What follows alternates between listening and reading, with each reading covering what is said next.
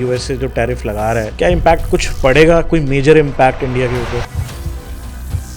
4 से 6 महीने में America will implode, American consumers will suffer so much, American system will suffer so much. वैसे illegal है।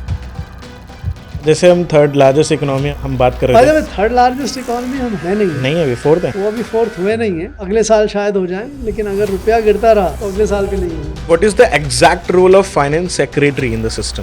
Finance minister budget speech पढ़ता, finance minister नहीं लिखता, वो लिखी जाती है फाइनेंस सेक्रेटरी के द्वारा। करप्शन इंडेक्स के हिसाब से 80 कंट्रीज में 96th रैंक पर है इंडिया। इतने रिफॉर्म्स के बाद भी इतने सारे इंटेलिजेंट माइंड्स बाहर चले जाते हैं, कहीं ना कहीं हमारी इकोनॉमी को बहुत हैम्पर करते हैं। $40 बिलियन की एफडीआई है और $120 बिलियन की रेमिटेंस। ये रेमिटेंस कौन भेजता है? जो भारतीय बाहर है। लोगों के जाने, इस पे बिल्कुल भी चिंता मत करिए, इसको एक्चुअली एनकरेज करना चाहिए, वो देश के हित में। रुपया गिरता जा रहा है, डॉलर से काफ़ी नीचे है, यूरो से काफ़ी नीचे है, बहुत सारी करेंसी से काफ़ी नीचे है। अमेरिका में गोल्ड की प्राइस 71 में $35 पर आउंस थी, आज $3500 पर आउंस हो गई। तो इवन अमेरिकन डॉलर 100 गुना कमजोर हो गया। 2021 का जो सेंसस था वो स्किप कर दिया गया। कैसे सही बजट बन रहे हैं, वेलफेयर के लिए सही बनाया जा रहा है हिसाब किताब?